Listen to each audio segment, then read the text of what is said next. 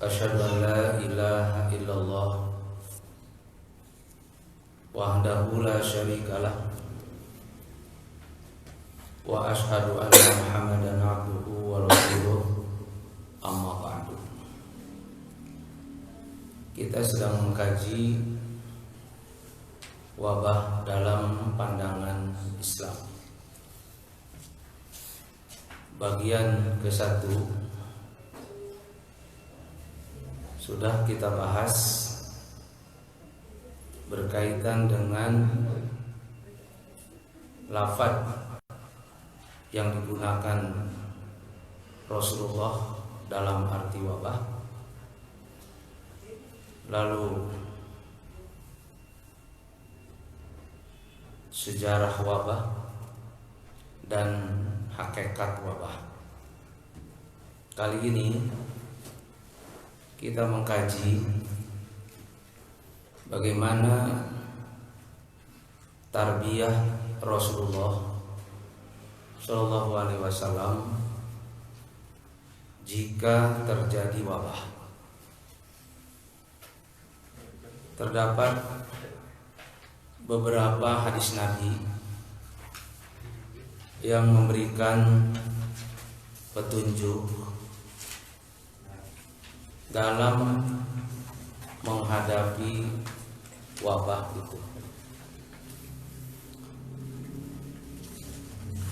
Nah, sekalipun kita sudah mendapatkan pendidikan pengarahan dari kesehatan,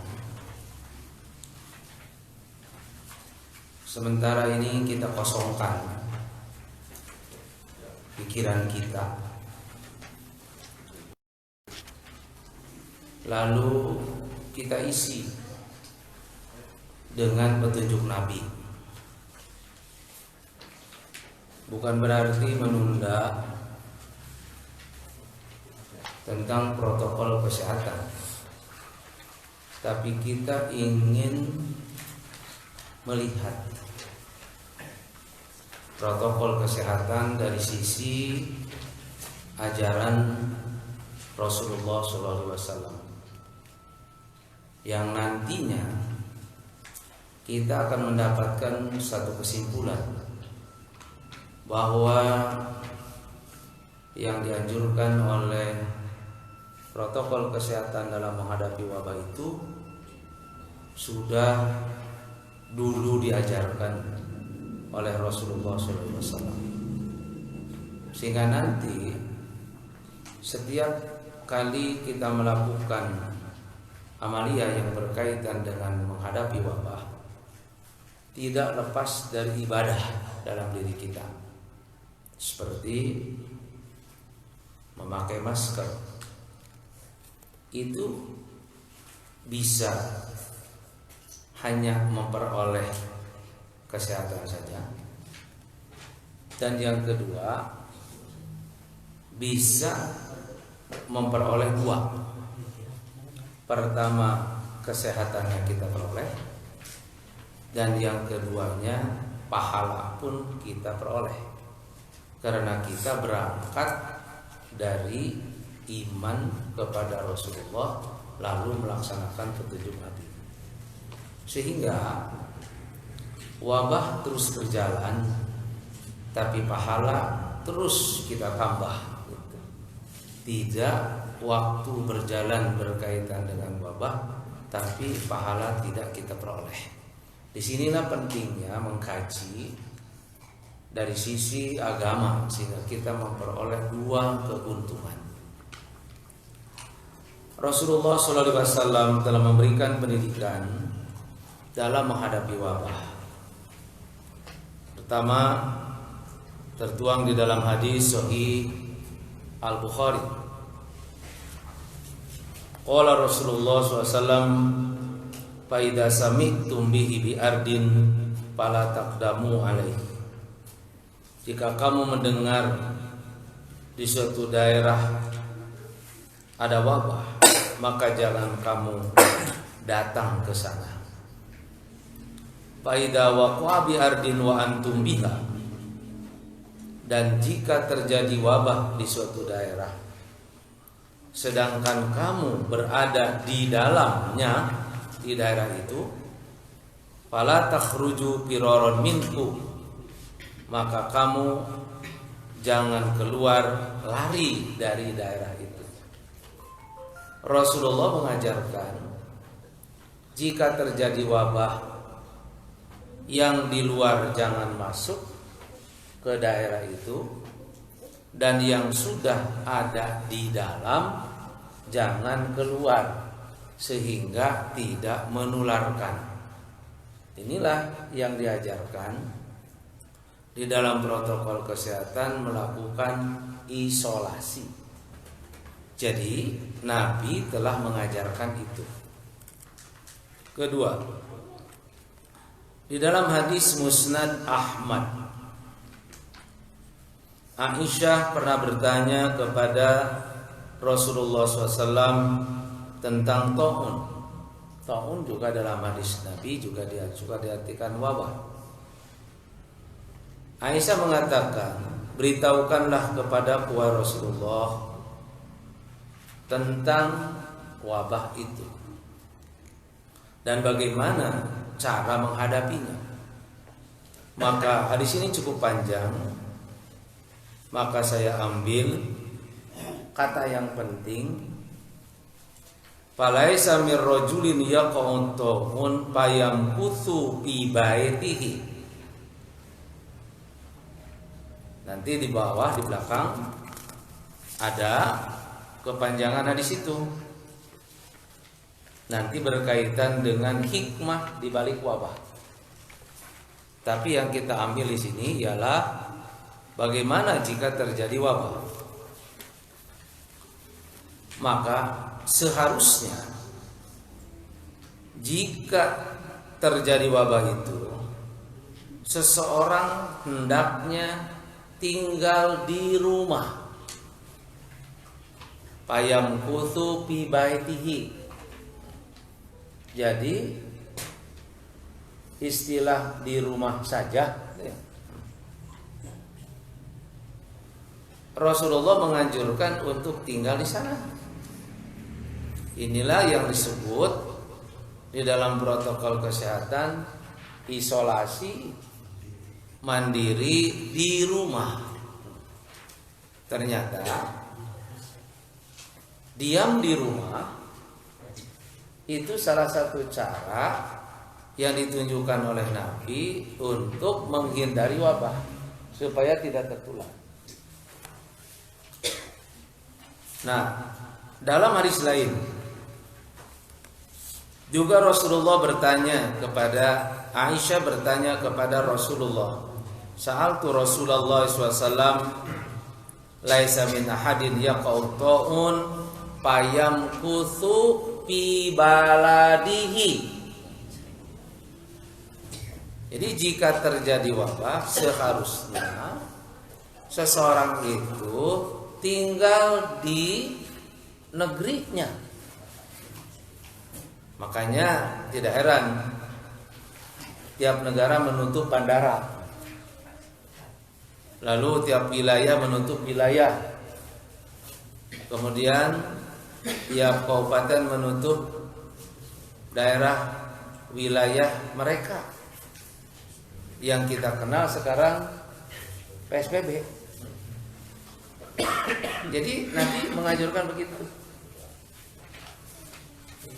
Coba kita hidup sekarang tahun Hijriah, kan? Dibandingkan dengan ajaran Nabi pada waktu dulu. Yang Nabi hidup 1400 tahun yang lalu itu sudah diajarkan. PSBB muncul tahun 2020. Jadi ajaran ini umurnya itu sudah 1430 tahun lebih. Cuman kenapa kadang terlupakan? Karena memang nampaknya sedang tidak terjadi peristiwa. Begitu terjadi peristiwa, baru kita mencari bagaimana petunjuk Nabi. Ternyata begitu lengkap yang diajarkan oleh Rasulullah SAW, sekalipun Rasulullah di Madinah tidak terkena wabah, padahal wabah ada. Selanjutnya, ada hadis Nabi yang menyatakan la daror wala diror. Tidak boleh memadaratkan diri dan tidak boleh memadaratkan orang lain. Jika terjadi wabah, maka kita harus menjaga diri, tidak boleh sembarang sehingga tidak terpapar. Jadi ketika kita sehat tidak tertular. Jangan punya anggapan saya kuat, saya hebat, saya tidak percaya, maka saya bebas. Itu nanti akan memadaratkan diri sendiri. La doror, tidak boleh memadaratkan diri. Sekarang memang sedang terjadi zona merah. Kemarin Sahibi yang hari ini saya mesti juga ada pengajian, 13 orang terkena. Sahibi itu kan, yang meninggal 1.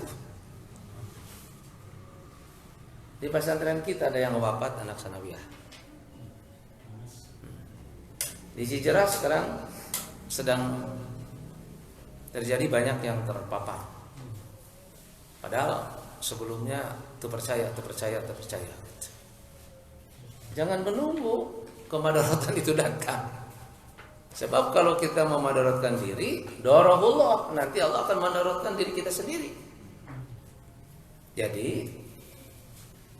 itu dalam ajaran Islam bahwa menjaga kesehatan itu lebih baik daripada mengobati. Menjaga itu lebih baik daripada mengobati. Al-himyah anil muqdi, itu harus diterapkan dalam ajaran begitu. Makanya kita berupaya semaksimal mungkin untuk tidak terpapar, karena atas dasar kajian ilmu sekarang sedang terjadi sehingga kita tidak memadaratkan diri, la doror.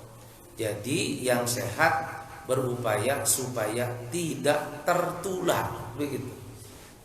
Makanya kita memakai alat pelindung, kita memakai masker dengan niat supaya tidak tertular.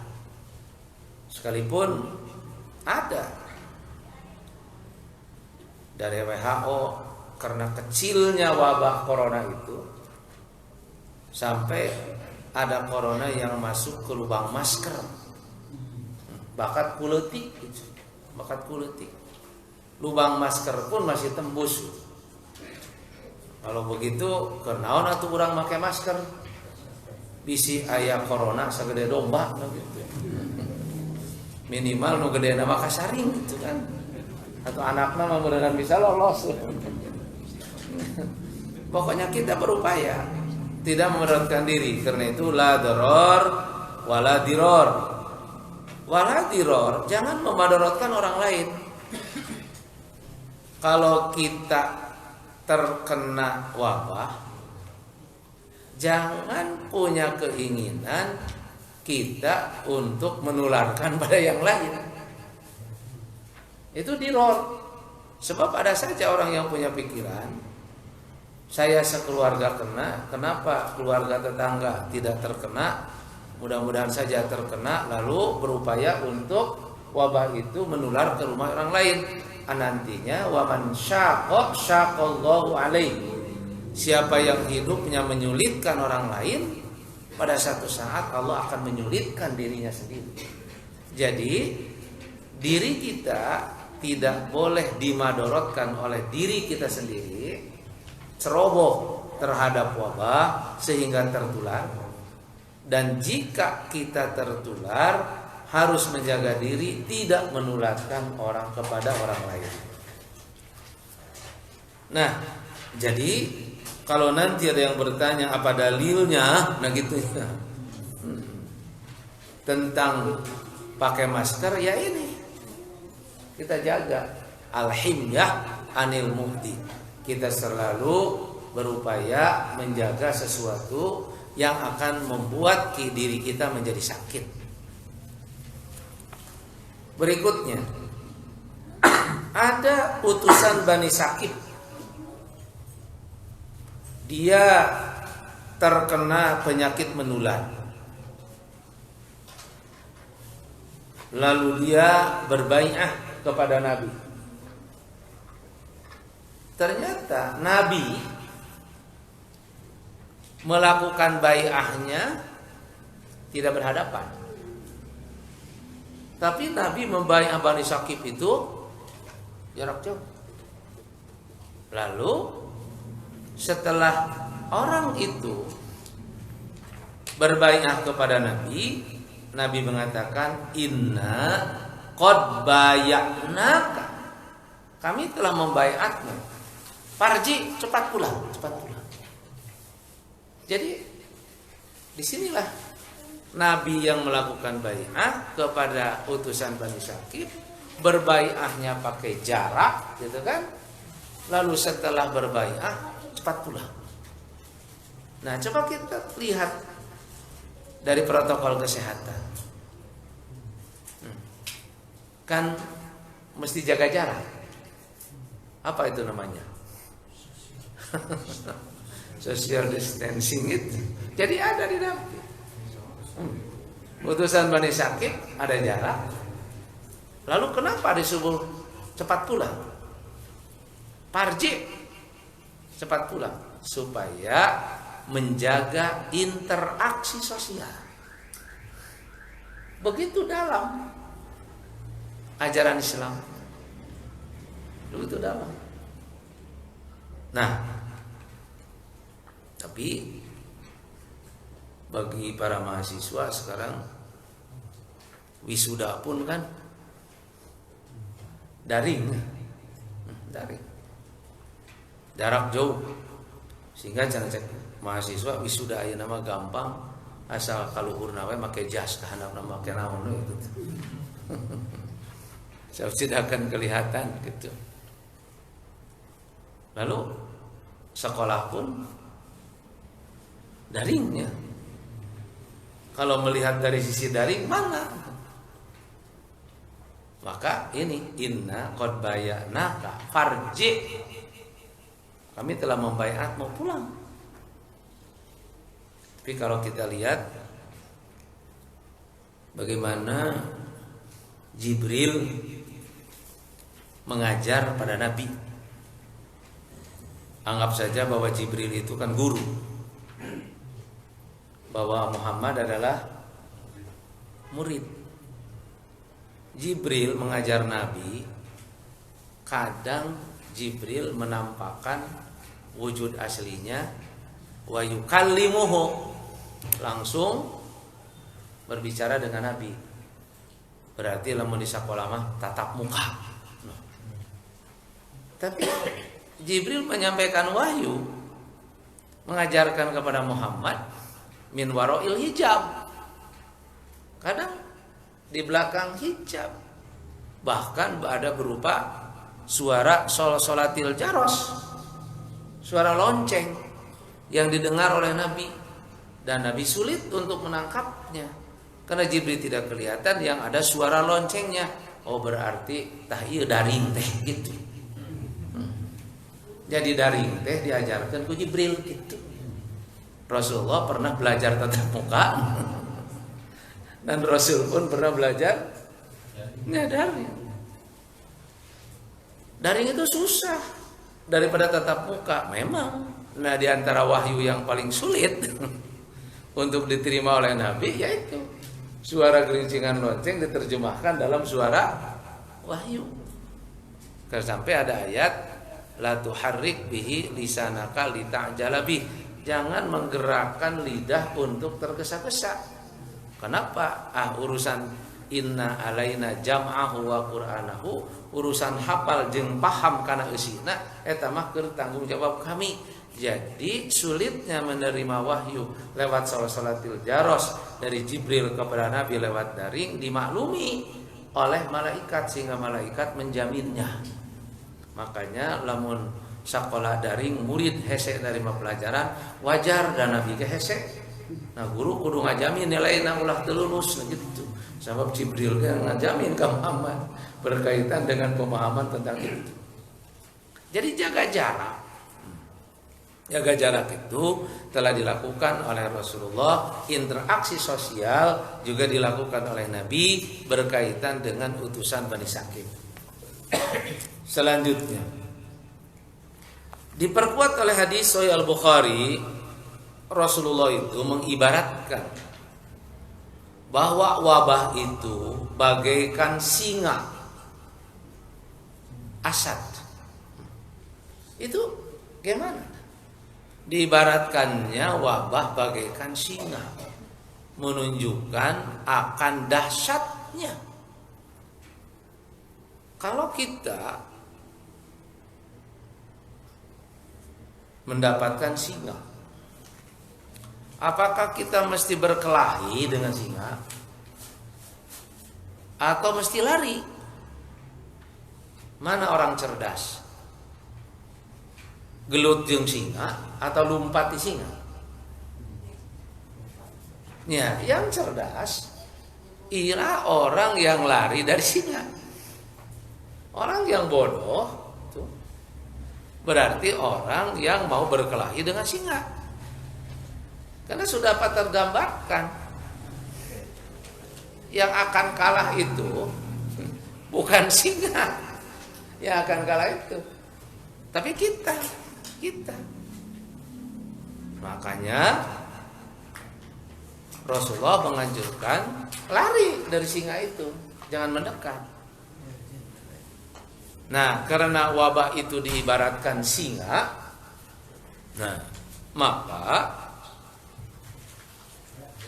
kita mesti menghindar, mesti lari, jangan mendekat. Jadi kalau di satu daerah sudah terjadi ada wabah yang sedang merajalela, anggaplah zonanya lebih daripada hijau lamun aya, lebih daripada merah lamun aya, itu jangan mendekat, mesti lari. Karena diibaratkannya bagaikan singa. Karena kita tidak akan mampu untuk menghadapinya. Lebih-lebih nanti di dalam hadis berikutnya, wabah itu diibaratkan jahfu. Jahfu itu serombongan musuh yang banyak, yang peratalannya lengkap, keterampilan berperangnya sudah hebat, menyerang musuh yang sedikit. Itu zahfu, bukan jais, bukan tentara, tapi zahfun. Zahfu ini lebih daripada juyus. Nah, kalau ada jumlah tentara sedikit menghadapi pasukan yang banyak, peralatannya komplit, ditambah keterampilannya hebat, apakah rombongan tentara yang ini mesti menyerang gitu? Strategi perangnya atau lari? Ya mesti lari, sebab tidak akan kuat menghadapi zahaf ini, menghadapi musuh ini, karena musuh ini kuat. Rasulullah mengibaratkan wabah itu zahfu. Kalau binatang diibaratkannya singa. Makanya mesti lari dari rombongan pasukan musuh yang banyak itu. Ditambah lagi dengan orang sudah mengatakan bahwa kita sedang berperang dengan corona. Kita sedang berperang dengan wabah. Tapi musuh kita itu ayatul izzin, tanda keagungan Allah yang sangat kecil tapi membuat menjadi goncang. ayatul ritsin. Nah, musuh kita itu makhluk Allah yang sangat kecil, tidak bisa dilihat oleh mata. Jadi kita itu diibaratkan sedang berperang dengan pasukan yang sangat banyak, gitu, yang kuat, yang mata kita tidak bisa melihat musuh. Sebab orang berperang jeung corona teh panon orang teu bisa ningali corona. Ari corona bisa ningali orang gitu. Kenapa? Karena saking kecilnya. Berarti kan berhadapan. Siapa yang kalah? Orang mah teu bisa ningali, tapi ari musuh bisa ningali. Makanya teu pernah kabejakeun sabaraha ribu jumlah corona nu paeh encan. Dina TV jumlah nu maot teh saha? Rata-rata kan jalmi nu maot teh sekian orang yang sudah mati gitu, sekian orang. Artinya kan kalah dia. Sekarang berapa corona yang mati?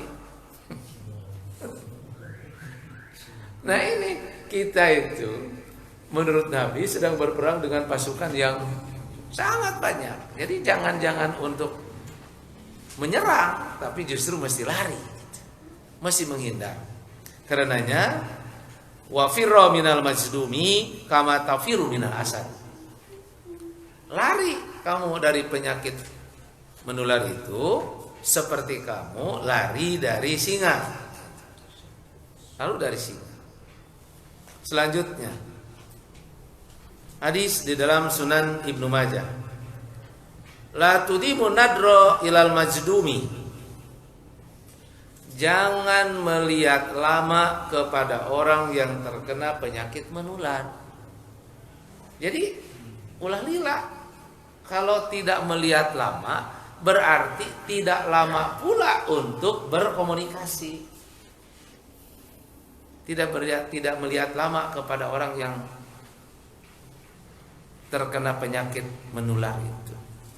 Makanya orang pakai naon itu berarti. Bodas teh diharup. Supaya tidak terkena. Encan ditambah kaca eunteng di tukang ning itu di gandong. Nah, kalau kita bertemu dengan orang di mana-mana pakai jarak supaya tidak terpapar. Tapi intinya ialah tidak memandang lama, tidak berkomunikasi lama, berarti ia mah adalah menjaga jarak sosial. Kalau tadi kan menjaga jarak fisik, secara Nabi pun juga mengajarkan sosialnya, jarak antara fisik dengan fisiknya. Nah, selanjutnya hadis Sahih Bukhari. La yuridanna mumridun ala musihin. Orang yang sakit tidak menularkan pada orang yang sehat. Jika terpapar wabah lalu diisolasi, tidak boleh ditengok. Tidak boleh ditengok kecuali oleh orang yang dapat menjaga diri, petugasnya. Lalu pulang dari rumah sakit juga isolasi mandiri. Pertanyaan kita, jika kita tidak menengok, ibadah bukan? Ibadah. Ini supaya yang sakit tidak menularkan kepada yang lain tekarunya. Supaya yang sakit itu tidak menularkan kepada yang sehat. Dia sedang isolasi mandiri di rumah 10 hari, lalu kita menjauh, bukan tekarunya, tapi melaksanakan ini. Kan aya nu kena corona di antara ahli pengajian saya di rumah sakit. Sekarang mungkin udah pulang, ogor-ogokan di rumah sakit, longok atuh narek di longok tengke geus diboehan.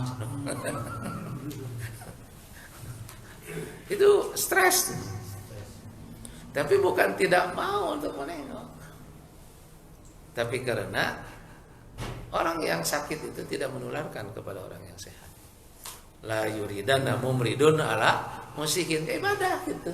Jadi kalau kapungkur mah ngalayan nu teu damang ibadah teh nya. Di saat sehat sehingga zaman teu damang teh kurang dilayan jadi ibadah pikan ngubakeun hatena. Tapi ketika terjadi wabah, nah, nu sehat teu ngadatangan kanu terjadi wabah. Berdasarkan hadis Nabi yang ini, petunjuk Nabi, ibadah pula itu teh. Jadi rubah ibadah teh. Rubah ibadah. Sok emot macam kamari pas ada pelantikan di Ciamis. Kumaha ketatna sakola khususnya pesantren barudak teu meunang mawa HP itu kan ya. Mun mawa HP rampas ke sakola teh. Teu menang dicokot kecuali indung bapana kudu yang hareup gitu. Tapi justru ayeuna mah kudu make HP gitu. Inilah muqtadal hal gitu ya. Sesuai dengan kondisi gitu. Sesuatu memang pada satu saat memang tidak boleh, kapan dia tidak boleh, dan sesuatu itu bisa mesti, kapan dia itu mesti. Menengok orang yang sakit menjadi boleh jadi ibadah ketika dia sehat.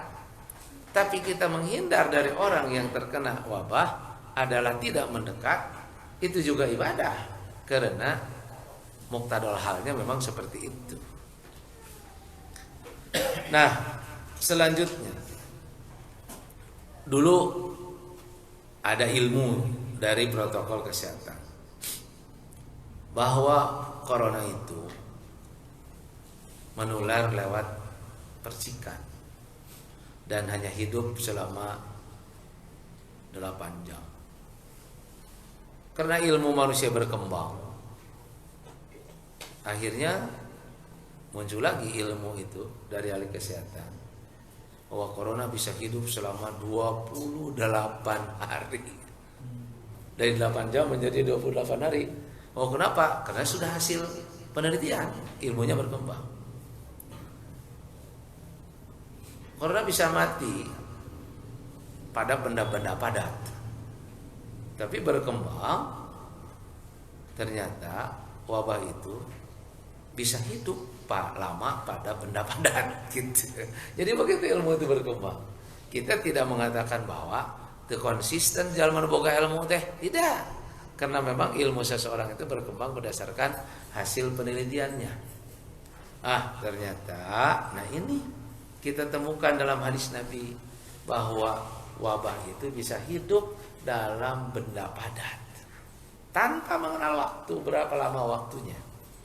Karena itu Rasulullah mengatakan watu al-ina'a, tutuplah bijana, wa auku asiqa'a, tutuplah bijana wadah air. Fa inna bisanati lailatan yanzilu bihal wabah, karena pada satu tahun, satu masa ada saja waktu malam yang turun padanya al-wabah, yaitu wabah. La yamurru bina'in laisa alaihi ta'un aw siqa'in laisa alaihi bika'un illa najala fihi min dalikal wabah. Tidak ada bijana yang lewat yang tidak ditutup kecuali wabah akan hinggah di sana gitu.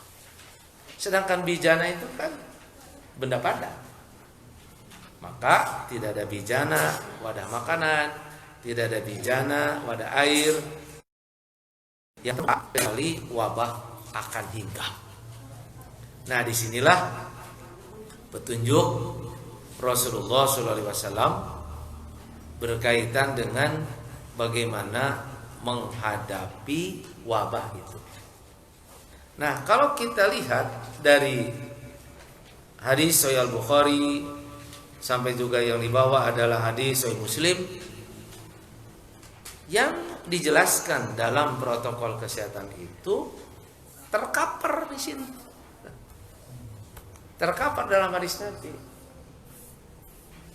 Sebab ada saja yang mengatakan bahwa corona itu diada-adakan. Hanya saya berpikir sampai itu diada-adakan. Bahkan termasuk salah satu murid dari pengajian saya katakan, kalau di dalam hadis mutawatir, kalau sudah mutawatir itu bukan sahih lagi. Itu adalah pasti benar.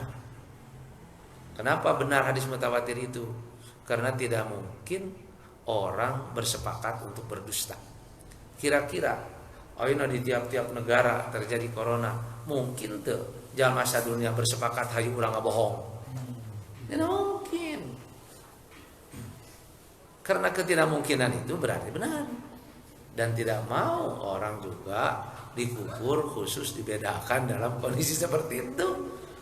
Nah, disinilah terlepas daripada itu kita kembali kepada hadis Nabi. Ternyata hadis Nabi menunjukkan bahwa wabah itu ada gitu. Wabah itu ada. Dan cara menghadapinya Nabi telah menunjukkan begini. Ada wabah yang lebih dahsyat.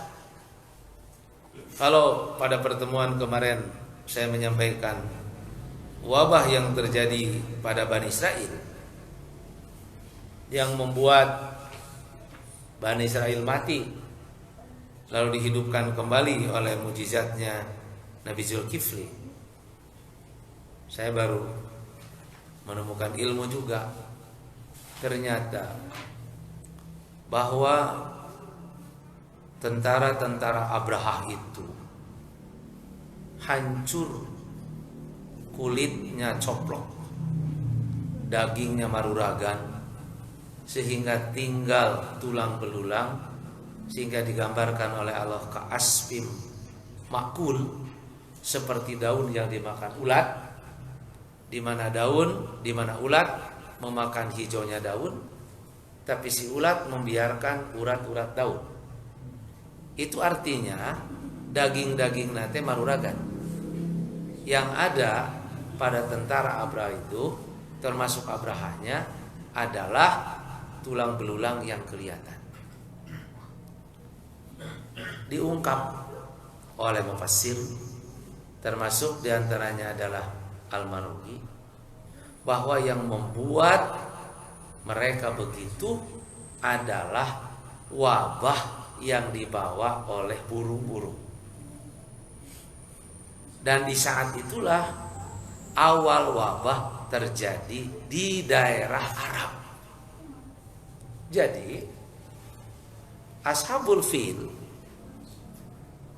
tentara-tentara gajah dan berikut tentara-tentara Abrahanya, mereka dilempari dengan burung.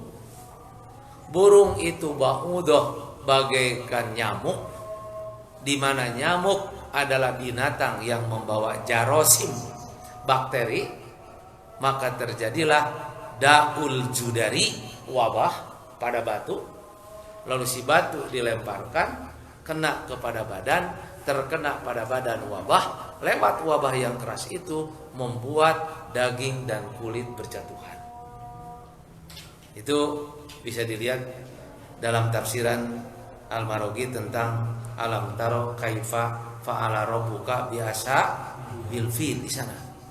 Ternyata oleh wabah itu kerancang barolong awakna teh oleh wabah yang ada pada batu itu, sehingga Abraha caroplok sendi-sendina dia lari, kemudian dia meninggal di Son'ah. Kecuali satu gajah yang selamat, yaitu gajah yang tidak mau menyerang Al-Bait. Nama gajahnya Gajah Mahmud gitu, kepunyaan Raja Najasyi. Dia lari waktu menyerang Ka'bah dia tidak mau, tapi lamun lek balik ka Yaman nangtung hayang lumpat balik ka Yaman. Mata kerajaan ieu mah gajah ieu mah salamet hiji. Ngaranna Gajah Mahmud. Karena itu dalam Al-Qur'an ashabul fil, ashabnya jamak menunjukkan bahwa orangnya itu banyak, tapi diidofatkan kepada mufrad. Ada satu gajah yang terpuji, yang selamat, yaitu gajahnya Najasyi. Karena itu diabadikan al-fil. Sebab kalau jamak daripada fil, padahal kalau ashab pasukan-pasukan gajah berarti gajahnya kudu loba kan? Tapi ternyata diungkap cuma dengan lafaz yang mufrad, menunjukkan ini adalah diangkat oleh Allah satu gajah yang bagus, terpuji, dia lari tidak mau menyerah. Allahu a'lam. Karena memang Allah yang demikian. Imam At-Tabrani menjelaskan di dalam tafsirnya. Nah, sekarang apa hikmah di balik wabah?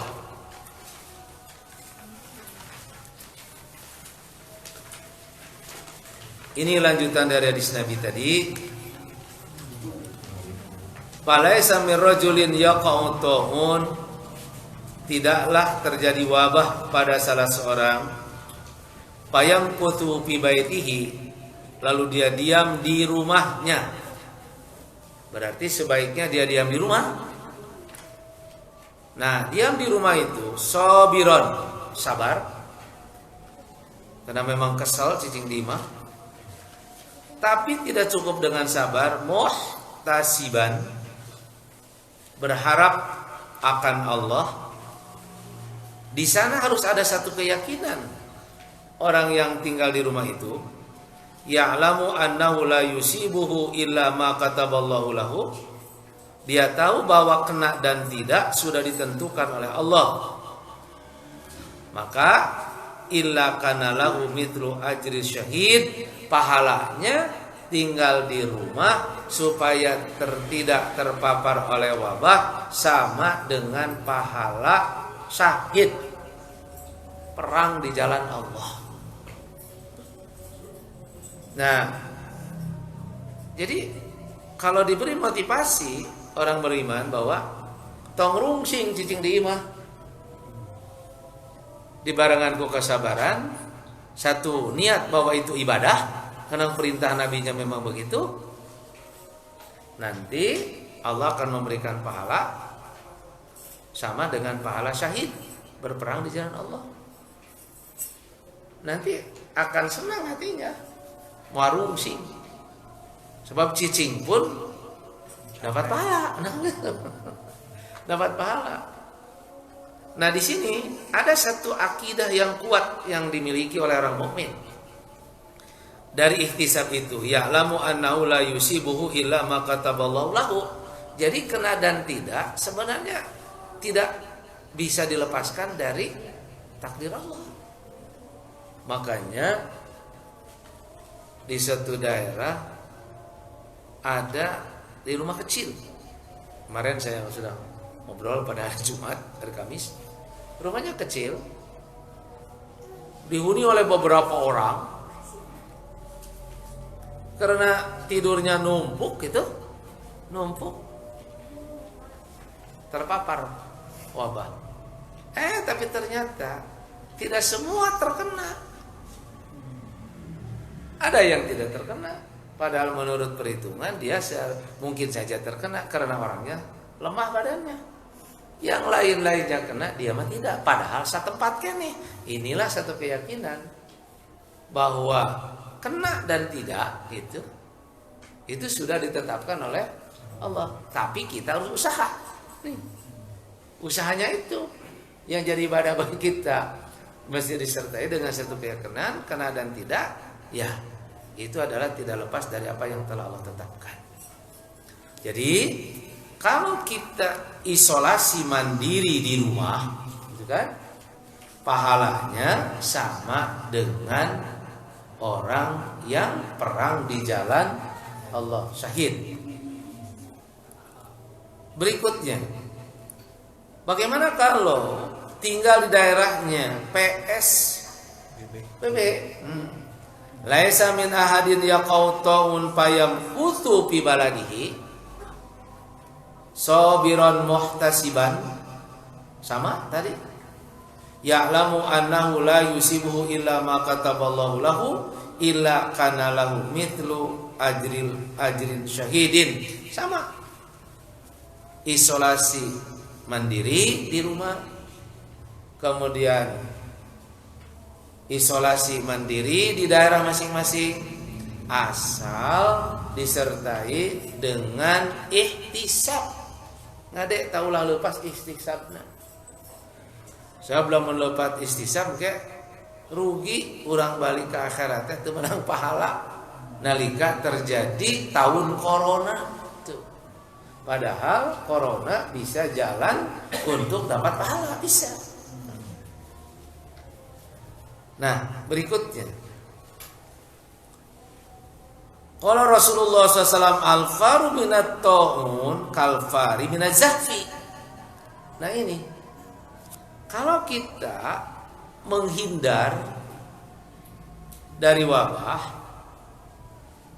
itu sama dengan lari dari jahfi, pasukan musuh yang besar, dan lari dari pasukan yang musuh yang besar untuk menyelamatkan diri adalah jelas pahala syahid, sebab sedang berperang.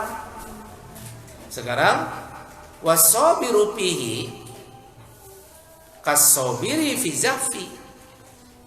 Tapi kalau orang misalnya di daerahnya atau di rumahnya terpapar wabah, dia terpapar di dalamnya, dia sudah terkurung di dalam, maka dia sabar, sama dengan sabarnya orang yang sedang berperang di jalan Allah tertangkap oleh musuh kita. Lamun lari menghindar dari jahab, pahalanya syahid karena sedang berperang. Lamun tertangkap di dalam, nah lalu sabar, sama syahid juga. Lumpat syahid, tertangkap syahid, asal ibadah. Sebab diibaratkan oleh Nabi ini seolah-olah bahwa kita itu sedang berperang, gitu kan? Berperang dengan pasukan yang jumlahnya duka sabaraha gitu. Nutuka itu jumlahnya.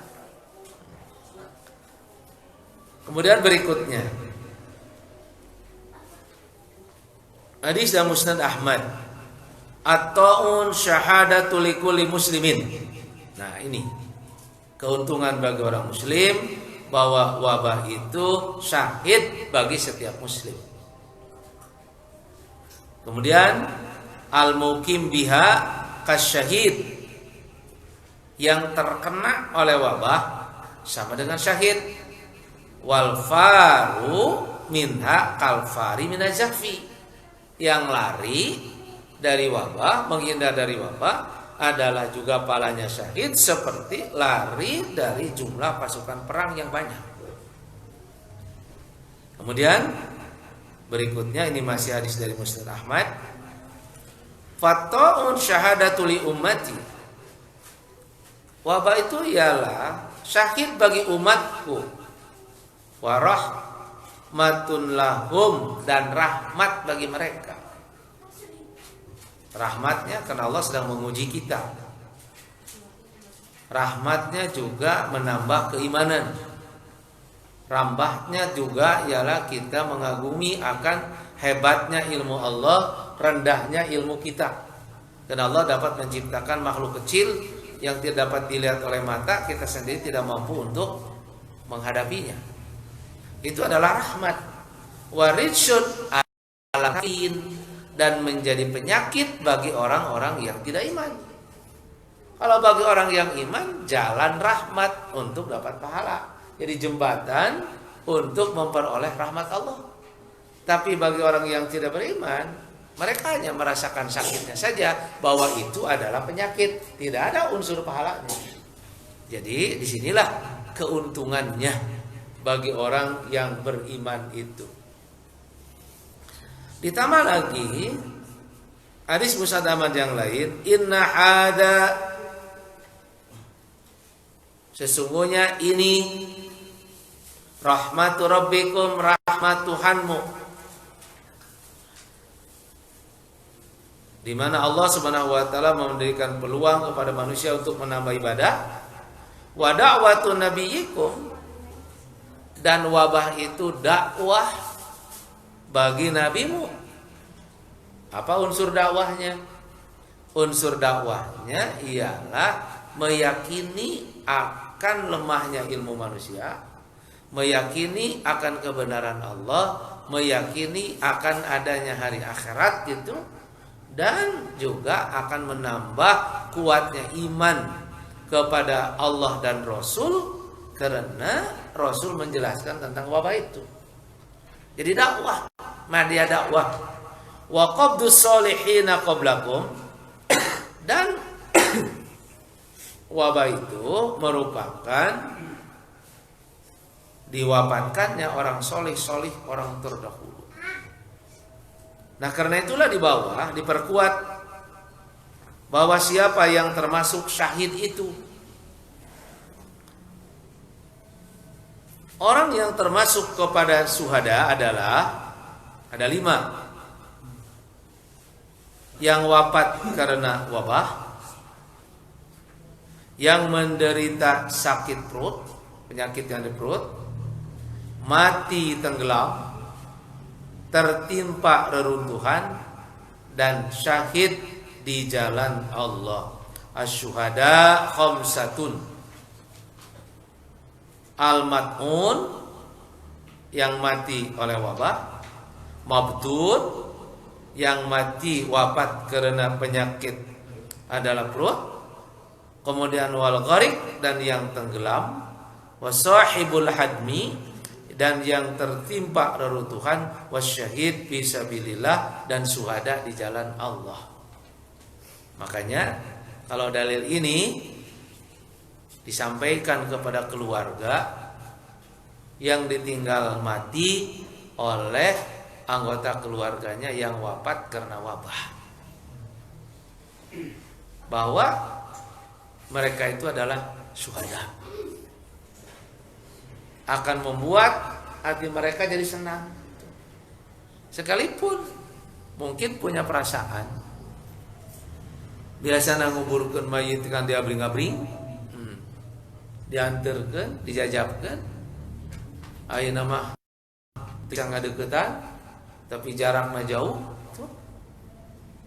Tapi kalau kita yakini bahwa dia adalah wafat karena wabah, dan Nabi menjelaskan itu adalah syahid, tidak akan membuat hatinya merasa menyesal atau merasa ada sesuatu yang tidak puas pada dirinya. Sebab kepuasan itu nanti yang dia miliki adalah kepuasan akhiratnya. Ridho, rela bahwa saudara saya wafat dikubur dengan model seperti itu, karena tidak boleh menularkan pada yang lain, dan dia wafat karena corona dan termasuk kepada syuhada. Jadi diam di rumah pahalanya sakit berperang, diam di daerah sama syahid, lari pahalanya adalah sama syahid, tertangkap kena ku corona, kena ku wabah, urang terus sabar, syahid, ditakdirkan wafat pun mungkin mau mengeluh orang teh gitu ya, tidak terlalu stres menghadapi ini, sekalipun memang pasti akan menghadapi kesulitan hidup karena Allah sedang menguji dengan ini. Tapi ini mesti dimasuki akhirnya ini. Dengan dimasukkannya yang ini akan timbullah dalam diri seseorang yang dia lihat bukan dari dohir itu, tapi yang dia lihat di belakangnya, yaitu akhiratnya nanti. Kemudian lihat hadis yang di bawah. Ini dari Sahih Muslim. Rasulullah bertanya, siapa yang termasuk kepada syahid itu? di antara kalian, ma ta'udduna syahida fikum. Maka mereka menjawab, man qutila fi sabilillah fa huwa syahid. Yang dibunuh di jalan Allah adalah syahid. Tapi ternyata oleh Nabi ditegur, kalau yang syahid itu hanya orang yang dibunuh di jalan Allah, kalau begitu yang syahid dari umatku sangat sedikit. Karena tidak semua orang mati syahid karena tidak dibunuh di jalan Allah. Maka Rasul menjelaskan bahwa yang termasuk kepada syahid itu man qutila fi sabilillah fa huwa syahidun, yang dibunuh di jalan Allah betul syahid. Wa man mata fi sabilillah fa huwa syahidun, yang mati di jalan Allah juga syahid. Wa man mata fi ta'un fa huwa syahidun, yang mati oleh wabah juga syahid. Wa man mata fil batni fa huwa syahidun, yang mati juga karena penyakit perut juga termasuk kepada jenis syahid. Jadi yang mati oleh wabah termasuk kategori orang yang syahid. Tidak hanya sekedar orang yang dibunuh di jalan Allah. Berikutnya, Ahmad juga menjelaskan di dalam musnadnya, nanti ashabut ta'un, orang yang mati karena wabah, dia di akhirat nanti, ini di akhirat. Kalau tadi kan sedang proses, anggap saja bahwa dia mati oleh wabah, kemudian nanti dia dibangkitkan dari kubur. Di akhirat nanti orang yang mati oleh wabah dia akan mengatakan, ana syahid, saya syahid. Kemudian Rasulullah menyuruh, hadis ini panjang sebenarnya, coba lihat lukanya. Seandainya lukanya itu, pada lukanya mengalir darah yang wangi bagaikan darahnya orang yang terbunuh di jalan Allah, maka dia adalah syahid. Kemudian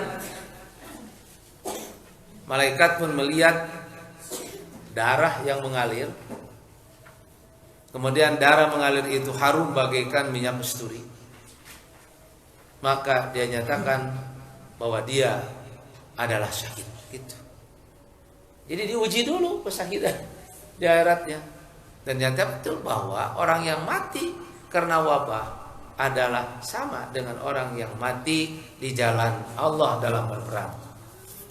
Ini ya syuhada wal mutawaffuna bit ta'un fayaqulu ashabut ta'un nahnu syuhada.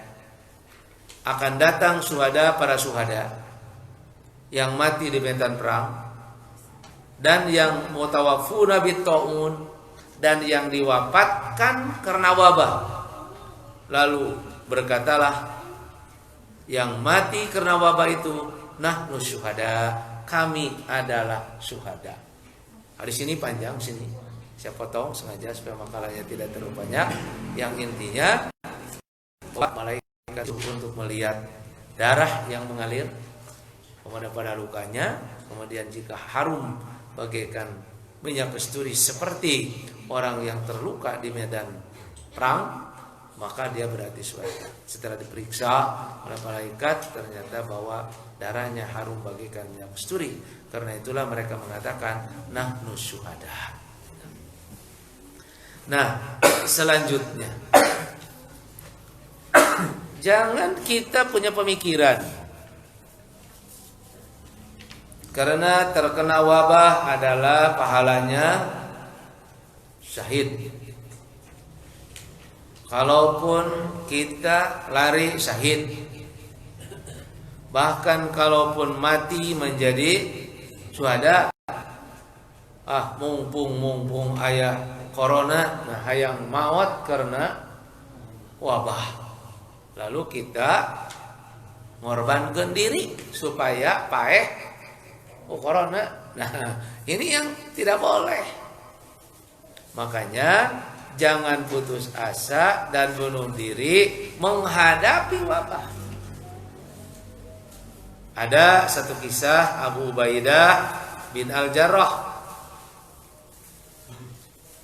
Setelah Umar bin Khattab akan meninggalkan Yaman karena di Syam, meninggalkan Syam karena di Syam sedang terjadi wabah, maka Abu Ubaidah bin Al-Jarrah mengatakan, afiraran min qadarillah, apakah akan lari dari takdir Allah?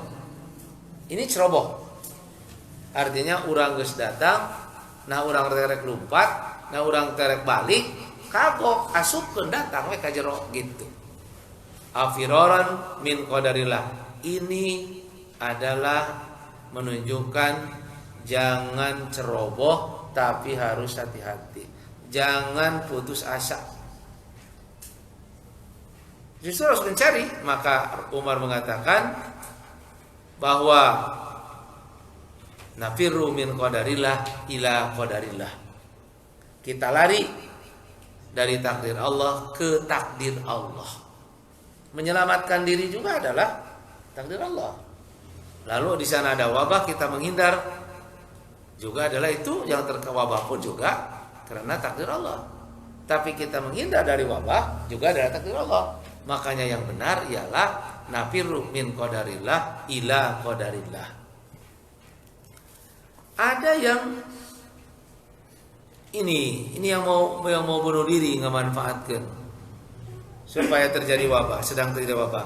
Abbas Al-Ghifari, ketika terjadi ta'un di suatu daerah, dia mengatakan, ya ta'un khudni talatan, wahai ta'un bunuh saya. Ini kan nggak jago. Ya ta'un khudni, ya ta'un khudni, ya ta'un, ya bunuh saya. Maka ditegur, la yatamanna hadukumul mauta, tidak boleh seseorang untuk menginginkan mati.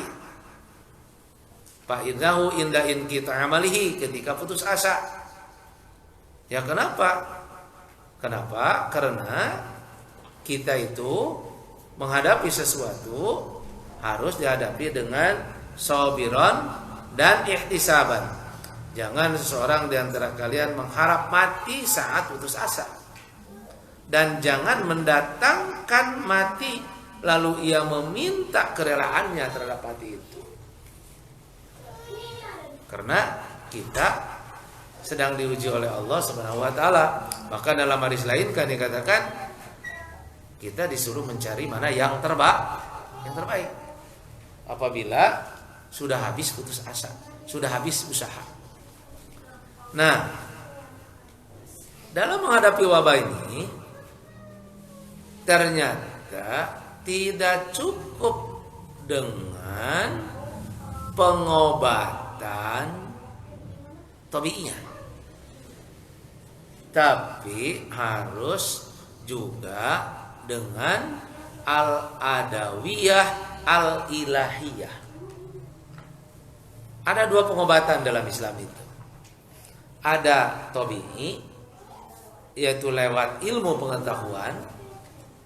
Anggap protokol kesehatan seperti yang tadi dijelaskan di dalam hadis Nabi dari awal, isolasi mandiri di rumah, di tempat, kemudian menjaga jarak, menjaga interaksi, itu semua adalah tabi'i, protokol kesehatan. Tapi Nabi dalam menghadapi wabah itu tidak cukup tabi'i, ada ilahinya. Jadi karena itu mesti digabungkan di sini pengobatan al-adawiyah atau tabi'iyah dengan al-adawiyah al-ilahiyah. Makanya kalau Nabi datang pada orang sakit, suka memegang keningnya, pegang dadanya, lalu bertanya, apa yang dirasakan sakit itu. Lalu tanya lagi, mau makan apa? Lalu Nabi memberikan obat. Setelah itu Nabi mendoakan. Jadi gabungkan pengobatan itu. Pengobatan tabi'inya ada, pengobatan ilahinya ada. Di dalam wabah ini Nabi awal tadi menjelaskan tentang tabi'i itu, keilmuan. Tapi diakhiri dengan adawiyah ilahiyah.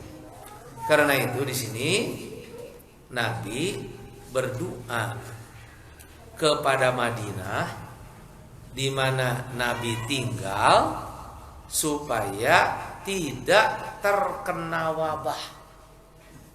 Wal Madinah insyaallah, Madinah insyaallah mal kena. Jadi Nabi sendiri yang berdoa untuk negerinya gitu. Karena Nabi saking cintanya terhadap negerinya, Nabi sendiri yang berdoa untuk negerinya tidak terkena wabah. Nah, qala Nabi SAW, Allahumma habib ilainal madinata kama hababta ilaina Makkah aw asyadda wankul hummaha ila Juffah Allahumma barik lana fi mudina wasohina. Ternyata Nabi juga berdoa. Jadi urusan pangan sing tetap barokah itu. Negeri terhindar wabah. Nah, tetap pangan mah kudu barokah. Jadi kayang urang teh sanajan corona ada, hari urusan pangan mah ulang-ulangan nah gitu tah.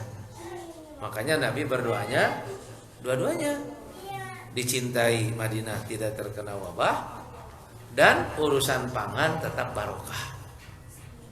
Nah, makanya kalau protokol kesehatan menganjurkan tentang kesehatan ini itu adalah al-adawiyah atau biyah, tapi di samping itu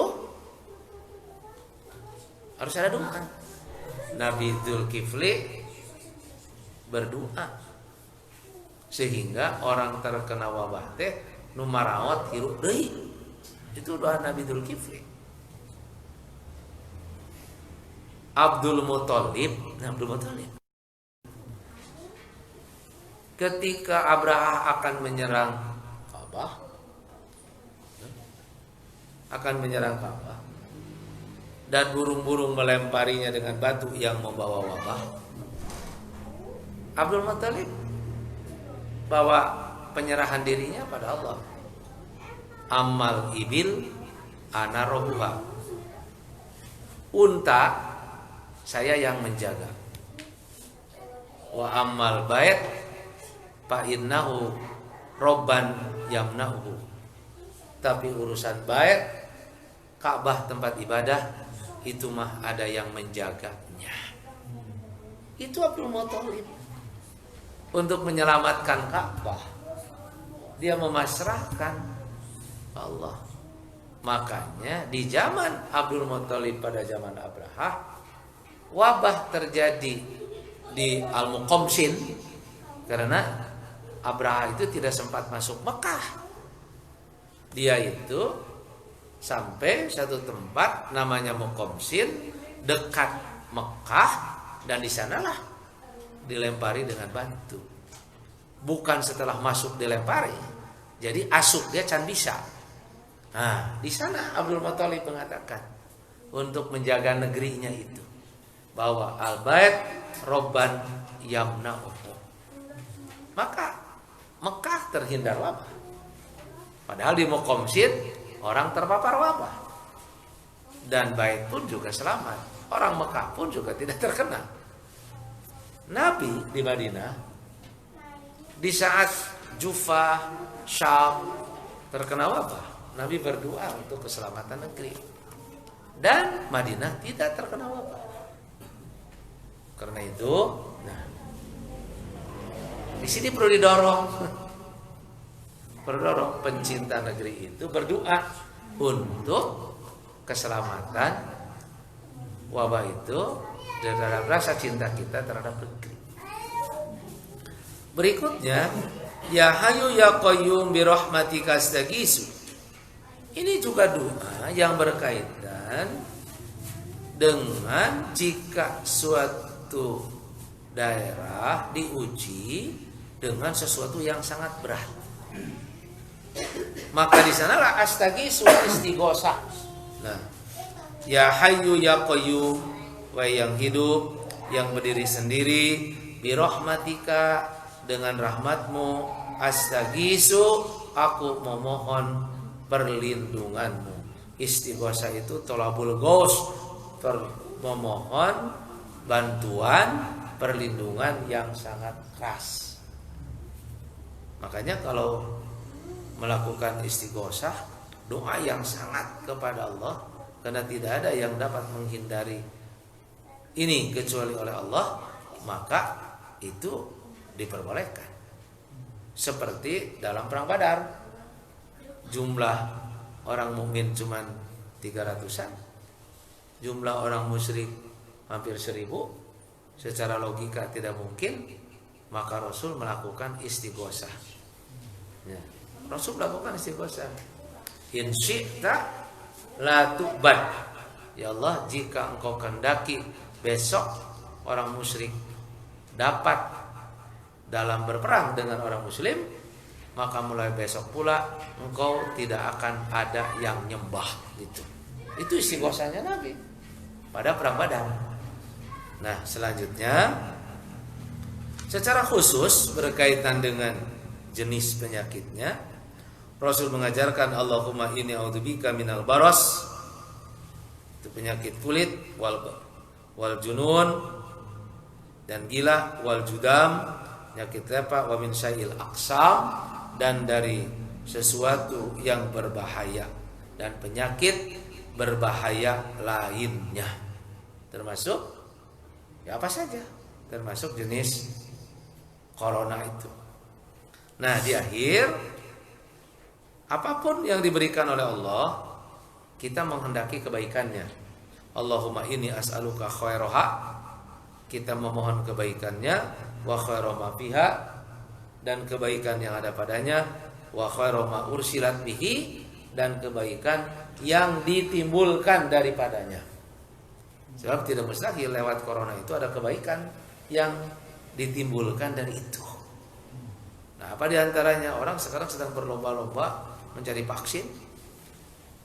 Nah, dengan mencari vaksin, karena ada corona, maka timbullah orang mencari vaksin dengan mengasah otaknya masing-masing, sehingga tidak mustahil apabila vaksin ditemukan, maka ekonomi pun juga akan bertambah, seberapa pemasukan. Nah, wa a'udzubika min syarriha, tapi kami berlindung, aku berlindung dari keburukannya, wa syarri ma fiha, dan keburukan yang ada padanya, wa syarri ma ursilat bihi, dan keburukan yang ditimbulkan daripadanya. Ini diantara doa-doa yang berkaitan dengan penyakit yang berat. Diantaranya, termasuk diantaranya adalah wabah. Bukan menyepelekan wabah yang sedang terjadi sekarang, yaitu corona. Tapi kalau dibandingkan dengan wabah yang terjadi pada Abraha, gitu.